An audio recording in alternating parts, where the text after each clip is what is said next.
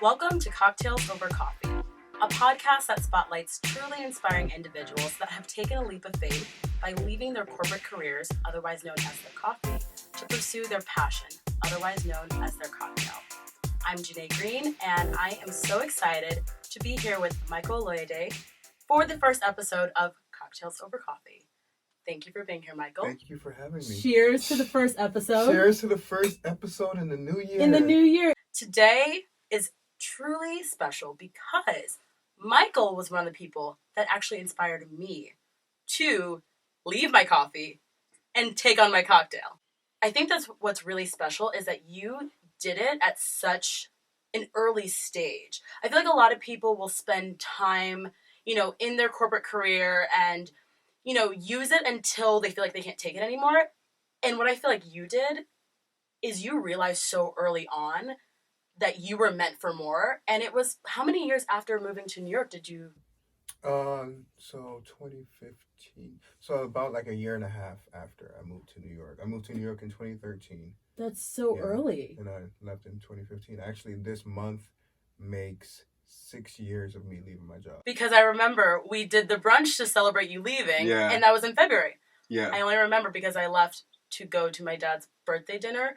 And we had quite a brunch. It was a boozy brunch. Yeah. And, okay, so let's start with this. Mm-hmm. What was your coffee? So my coffee was, I was doing digital marketing for a very big retailer, American retailer. Mm.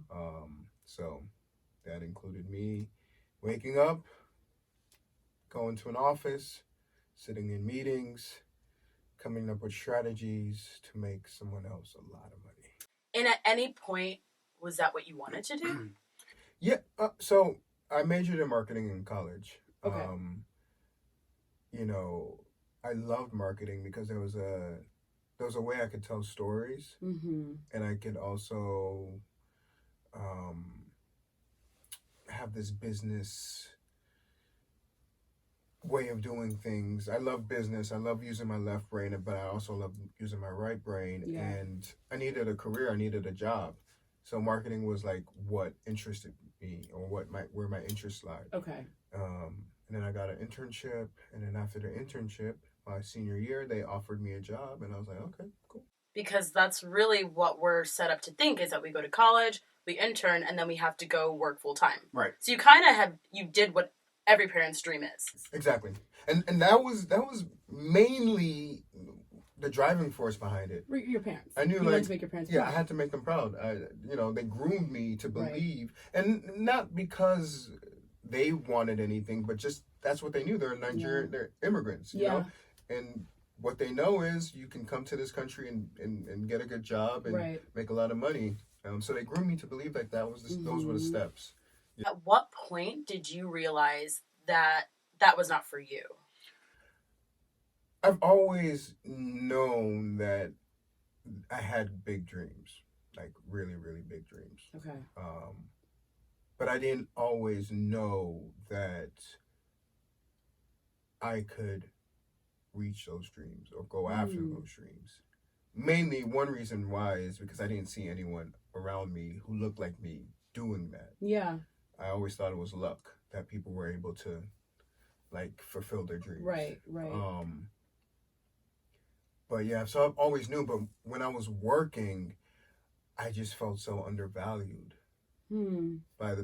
by in the environment I was working in, and I felt like I wasn't helping anyone. So you felt like you were kind of wasting space in the office.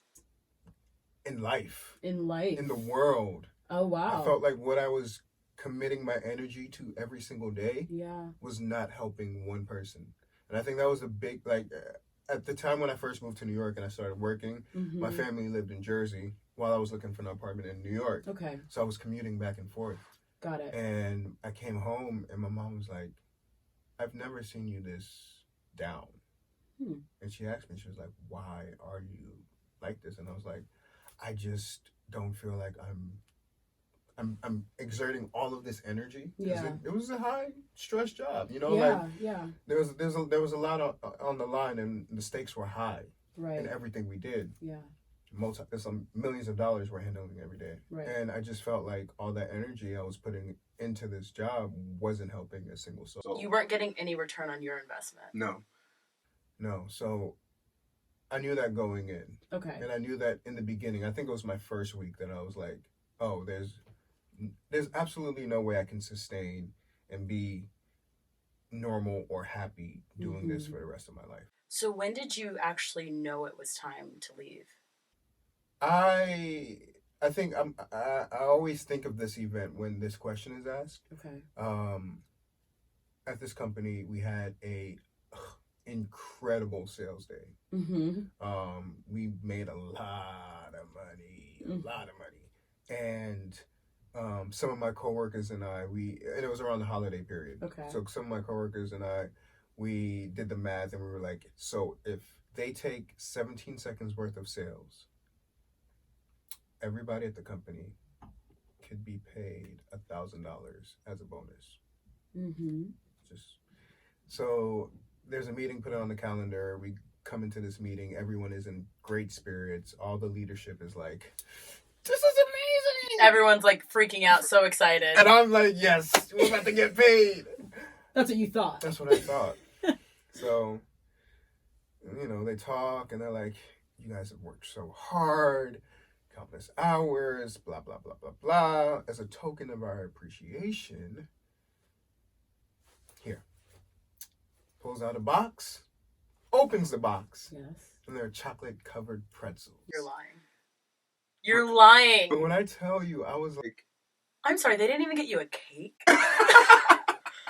Like, chocolate-covered pretzels was your reward? Yeah. For one of the biggest sales days? And I was just like, yeah, there's no way I could stay here. No. That was like a slap in the face. I'm offended for you. Yeah. Because up until that point, my job was just a way of me to make money and yeah, you know what I mean? And because I was at the time I started pursuing, you know what I mean? I was flirting with it, right? But that day I was just like, no, I can't stay here. I can't do this. Something you said that's very interesting is management was so excited about this sales day, but I often feel like when we don't match that same excitement, we're not invested. No, we're not invested anymore. We're just wasting our time there because I should be that excited about whatever I'm doing. And if I'm not, right, that's a clear indication. Yeah. It's time to do something that matters. Yeah. What led up to you leaving? Was there anything that you did to prepare yourself? Was there, did you form the idea and then say in 6 months or in one, what was that process like? It was a combination of preparing and just saying, going in blindly. I have an amazing friend. Around that time, my friend Tavia, who you know as well, she was like, I was just talking about, I was like, I need to quit so I can do this. Yeah. She was like, well, you can stay in my place. See, that's a good friend. And I think a huge factor in me being able to leave was the community that I had already. Yeah. That support system. You really do need that. You need that physically, having the friend that's you can crash here. You need that mentally. Right. Those friends that are you should do this. You're capable of pursuing your passion. You should be happy. I think that is more important than people know. Having that really, really good and solid support system in the process. Yeah. So that was one thing that I was like, okay, well, I had a studio apartment. I was brunching every weekend. Living this young New York life that we all dreamed about. It's such an important time in your life, this young New York, brunching Saturday and Sunday. And just traveling, going out 3 to 4 times a week. Yeah. We were just living so carelessly when we first moved here. And I knew that was a sacrifice I was going to have to make. If I wanted to pursue this, you had to tighten up your budget. Yeah. So I moved out of my apartment, put all my stuff in storage, slept on a couch for 8 months. Wow. Yeah. And before I left, I made sure that I was prepped in my craft as well. That leads me to my next point, and this is the exciting point. What's your cocktail? So my cocktail is I'm a actor, full-time artist, stage, TV, film, Amazing. And I'm a producer as well, so I've also started producing. You've literally just like taken this and just you've flourished. So what was that like when you say you wanted to make sure that you were prepped in your craft? What did you do to prepare? So while I was working, actually, I would get to work at 8, Mm-hmm. work till 6, and then run to class from 7 to 11 and wake up and do it again the next day. So you were living that true 9 to 5 and then 5 to 9. Right. Yeah. So I was studying, I was meeting people in the community, I was just like immersing myself as much as I could in the world. And I think even being in class, I was in class with people who knew nothing else but acting. They didn't have full-time jobs. They didn't start out the way that you started. Right. Out. So just seeing that, you don't have to have a salary or corporate job to survive in New York. No. There are people who like just do this and they make a way somehow. I think that's the most inspiring thing is that like, especially being in New York, you're in a city where there's so many people just making it. Right. And I didn't really understand that until it was time for me to like, leave my job, that I was like, there's so many other people doing it and they're surviving. They're surviving and thriving. They're thriving. They're not homeless. And you know what's crazy? They're happy. Right. They're happier than those people that are waking up and going to work every single day and probably making good money. A lot of money, yeah. They're happier than those people. When I tell you, that was the first thing I noticed. Really? I was like, yo, I am working 3 part-time jobs. Still have no money. Right. But I'm so happy. Isn't that so interesting how your career really affects you mentally more than you know. Mm-hmm. And if you're going to this office every single day and it's not something that sparks joy, it really does drain you. And like the way that you said you came home and your mom was like, what's going on? Yeah. It affects everything else. Right. It affects your attitude towards your friends, towards the people you love. Yeah, yeah. And like, is that a sacrifice we're willing to make? Are we willing to really sacrifice our happiness just to make a decent paycheck? And I know for some people that is the most important thing. Right. But I think that with me and with you and the people that are probably tuning in, happiness is so much more important than the paycheck. Yeah. Yeah. And like I was saying, I didn't see how the work I was doing at this company was helping anybody. Mm-hmm. I just heard this woman, she said, what work do you do? And she was like, I'm not talking about... you worked with? No. I was at church and my pastor was calling this woman. She was like, what work do you do? And the work that you do isn't the place that you go to every day. The work that you do is like, how are you helping people on this earth? Yeah, the real work. The real work. Yeah. And if you can figure out what that is, how you're affecting the people around you, and you enjoy doing that. I remember I was in a play, and we did the play, and like months after we did the play, someone on the train was like, "Weren't you in this play about blah blah blah?" Thank you so much. I've never seen myself on stage before. I've never seen my story on stage before. And like that would happen in so many different ways, in so many different places. And I can actually see how I was affecting, how I was helping, or I was, You were actually leaving a little bit of a footprint. Right. And that was more, I'm assuming, more rewarding. Yeah. What have you learned since leaving your job, since, pursuing acting full time? What have you learned? What would you maybe do differently if you were to do it all over again? Or would you do anything differently? Do you really think that you just did it the way that...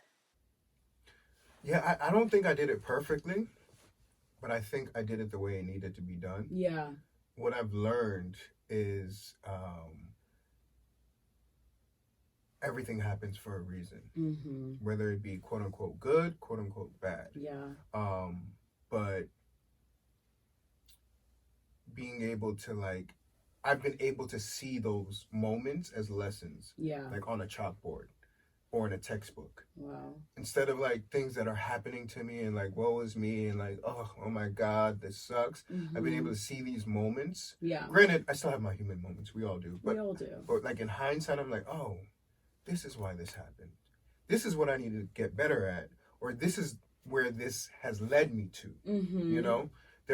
I've been able to see life as something that's so much bigger than me. Yeah. You know? So it almost sounds like you're a little bit more aware. Oh yeah.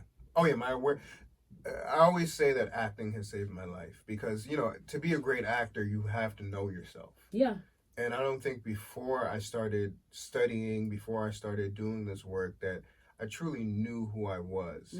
So a combination of like immersing myself in the craft and learning that, oh, actors need to be vulnerable. Actors need to be able to like pull from places in their experiences and be open about that. Right. But also like to be on the journey of being a successful actor, you can't control a lot of things. No. You can't control what jobs you get sometimes. You can't control what happens in an audition room, on a stage. Right. There's work that goes into it. So there are all these variables that you can't control.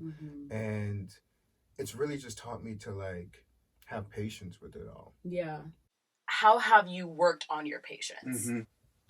Meditation has been huge. Okay, so let's talk about mental health. Yeah. Because I think that is something that is so important in this whole process. Yeah. So I think one of the first steps I made when I did quit my job was I knew I had to take time to really transition mentally into this new phase in life. So I went to my parents' place in Houston and I was there for 3 weeks. And just by happenstance, a friend of mine, James Supreme, he sent me this meditation series that Oprah and Deepak Chopra do. And that's how I was introduced to it.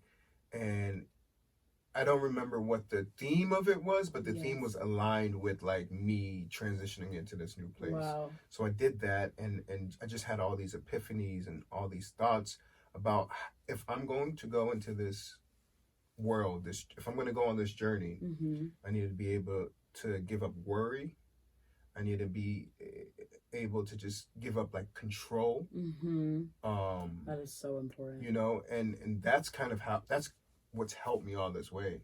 Not that I don't worry, but I don't worry. Yeah. You know? Well, what's it going to do? It doesn't help. You can't control anything with your worry, so why stress yourself out? Yeah. Yeah, so like in the beginning, I replaced a lot of words. Like people were like, oh, were you scared when you did it? And I was like, no, I wasn't scared. I had courage. You know, like... You flipped the narrative. I flipped it. Yeah. You know, when you tell yourself, I'm not scared, I'm courageous. You know, it's jumping off a cliff, literally. You could either be scared to jump off the cliff, or you could really enjoy it. Right. Like Kiana in Jamaica. Exactly. It's an adrenaline rush. Right. Like, are you going to do it or are you not? Right. When I saw it, I was like, oh yeah, you could either be petrified or you could just enjoy it. You just do it. And you swim to shore, you know? So I think a big thing that I didn't realize I was doing there is I was flipping the script on a lot of what I was supposed to be. I was supposed to be scared. I was supposed to plan everything. I was supposed to do all these things. And I was like, no, I had to quit. You had to. For my health. I had to quit for my, you know? Yeah. Yeah. What is something that you would share with other people, A, that want to take this leap of faith on their own, and then B, with people who want to pursue acting in particular? Yeah. So I would say, in general, it's now or never. One of my acting teachers always used to say, like, I'd be up doing a scene and he'll be like, stop. How old are you? And I would say my age. He was like, it's time, Michael, it's time. And that only meant, like, he could tell that I was, like, hesitant. That I wasn't, like, going all the way. That I wasn't doing what I should do to, like, fulfill the needs of the scene. Wow. And when he would say that, it would just, like, light a fire under my butt. Like, yeah. It is time. What am I waiting for? Right. You know?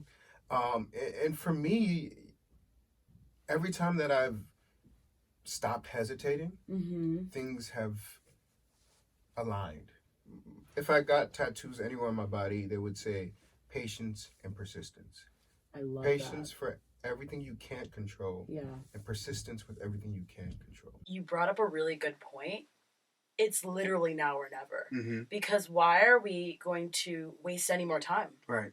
I mean, that's the only thing we can't control is time. Mm-hmm. And it's going to keep moving on without us. Yeah. So it's like, it's really, I think that's something that people struggle with. They're like, okay, well, in a couple of years I'll do it. Or like when I'm 40, I'll do it. Right. But it's just like, why waste any more precious time on this earth? Why?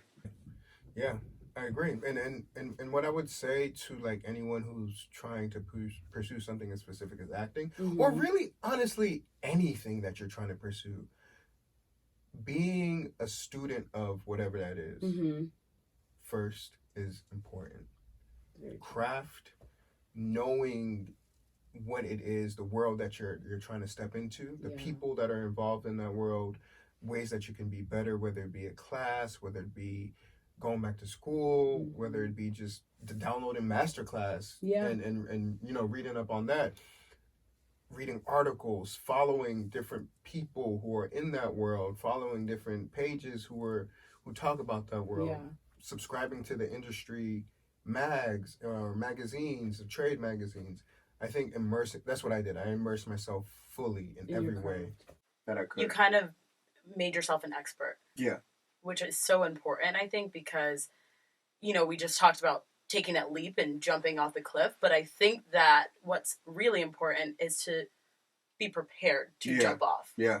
You know, not just running aimlessly and just going. Knowing how to. How do you land in the water? You're not going to belly flop. Exactly. 80 feet in the air. You want to land feet down. Right. You know, so I think it's really important to take that time to actually learn. Yeah. Before you just launch into something that, you know.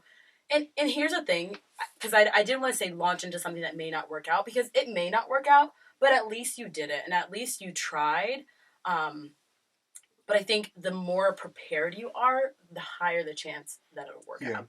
I truly think that being in touch with your gut, and if it doesn't work out, then it doesn't work that out. Actually is it working out, because it's only going to lead you to where you need to be. You're going to discover something. You're going to be in a place that you never would have been in if you would have stayed in that cubicle. So right. You're so right. That's what life is. Yeah. I mean, we just have roads and maps and things, but if we didn't have all these things, we would be forced to like actually find our way through with the sun, the stars. Exactly. You know? Yeah. Yeah. And the we old school way. We have to go back to that. We have to be able to and be willing to explore. Yeah. Life is not all about us just staying in one city, staying in one place. Exactly. And you know, it's about us exploring. The world is too big. There are too many things and people and experiences that are open to us. To just stay put. Yeah. So it's so important, I think, to really have that exploratory mindset when you're doing this, and just taking everything as a learning opportunity. Yeah. And I think that that's something that I really adapted in this process. You know, I became really comfortable with the fact that everything was going to be a lesson. And I also, like you said, I had to get really comfortable with the fact that I'm not in control anymore. Right. I can only control as much as I can control. But beyond that, I just have to let it go. Yeah. And that's also something I was not good at. But I think that was so important, was me learning I can't control everything. So control the things that I can, and otherwise, just let it go. Just let it go, like the girl in Frozen says. Let it go. How did that sound? Your face said it all. Forget it. Okay, one thing though I do want to go back to, because I don't know if we spent enough time on this, and I think it's actually really important. I think it's something that keeps most people from doing this, is the money. Like, everyone is so stressed out about the money. The money is always going to stress you out. Regardless of how much money you have. The more money. More money, more problems. It's so true. It will always stress you out. So know that. Yeah. But especially if you're in a city like New York, there's always ways to make money. Oh, true. You know? But, okay, so let's talk about those. What are those? Because people don't know that. So when I was in college, I loved events. And I minored in hospitality. Just so I could be in the events class, and I learned a lot about events. And lo and behold, when I quit my job, I was like, oh, I have a minor in hospitality. Let me use that. Yeah. So I bartended for a while. I hated that. hated that. Probably made decent money though. I did. And then that led me to, cater waiting? What's that? I did that for a day. A day? A day, and I was like, absolutely. Bad. But while I was there, I was like, there are people who are in charge of the cater waiters. That's what I want to do. Yeah. They don't do anything. Exactly. It's literally looking at different jobs like, oh, no, I want that one. Right. So then I had, education Yeah. that I souped up, and I found out how to do that, and I was making great money doing that. And then just utilizing my skills in like just other different ways. Yeah. Community is huge. Yeah, community is huge. Yeah. Telling people what you're doing is important because they can look out for opportunities. Yeah. I had so many friends who looked out like, hey, we need someone for... Lily used to always be like, hey, we need someone for a segment or a shoot at work. And, It's amazing. Honestly, one of the first things that I did when I got back from Paris is I shot all my contacts an email to be like, hey, I'm back. I'm consulting. I'm freelancing. This is what I'm doing. Let me know if you have any opportunities. If you know, because if you put it out there, it will come. It will come, yeah. But you can't be scared to like tell people what you're doing, though. You really do have to share because otherwise, who's gonna support? Who's gonna know? Who's gonna look out for you? Who's gonna support you? Yeah. So like, it's always worked out. Everything has some way, shape, or form has always worked out. But even when problems do arise, whether it be money problems, whether it be whatever problems, I just look at everything as like a problem on the board, on a chalkboard. Yeah. Here's a problem. What are my solutions? Do I need to work more? Do I need to pick up another job? Do I need to do whatever? Yeah. There's always a solution. I think that really it's about sometimes creating your own solutions. Yeah. It's not always going to be handed to you. Right. And I think sometimes you really are going to have to just be your own. It's being your own boss. You're the CEO of a company. CEO. Okay, so here on Cocktails Over Coffee, we truly encourage shots. And by shots, I mean something small that you want to pass on. And it can be something that you learn, something that is for actors specifically, or just for anyone who is ready to take a leap of faith. What shot do you want to pass on to someone? Can I say bad words on here? You can. I'll have to mark it as explicit. Fuck it. Ooh. That's a real shot. He gave us a shot of tequila, I think. Straight shot. A straight shot. No chaser. I mean, one of my acting teachers, Anthony, he always used to say, you have to have a lot of fuck it in your system. Something that I actually...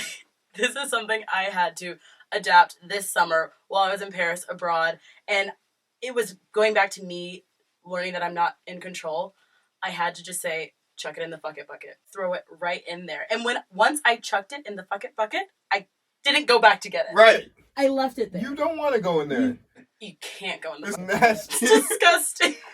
You really, you throw it there and you leave it and you kind of feel like, what else can I do? And you just move on. Right. And I think that what also helped me is like the saying kind of made me laugh, so it made it lighthearted. Yeah. I'm stealing that. Use it, honestly. I like that. Everything. And it's like when I start to feel myself getting stressed, I'm like, Janae, chuck it in the fucking bucket. Yeah. I mean, when you walk into that interview that you're nervous about, when you like, or walk into that, or you're in a situation, you just gotta be like, this is so cliche, but you are literally enough. You're equipped with everything you need. There's nothing else that you need to make you whatever. So go in with what you have and just give that. And be okay with that. And I think it brings you to a place of like truth in yourself. When you're like, you know what? Fuck it. I don't know. So I'm just gonna be honest with, you know what I mean? Yeah. All you have is your truth in yourself. It's so true. And once you walk into every situation like that, things happen the way they're supposed to happen. Thank you so much for being here, Michael. Thank you for having me. You've been a great first guest, and you've really given us some true gems, I think, that people are going to be able to take and be more inspired to pursue their passion. That's really what life is about, pursuing your passion and being happy. Yeah. Thanks for listening, and I will see you guys, or no, I won't see you. This is a podcast. Thanks for listening, and tune in next week for Happy Hour on Cocktails Over Coffee. Cheers to, I'll come back on the 500. 500. Cheers. We're getting to 500. 500. Sounds like a plan. Yeah.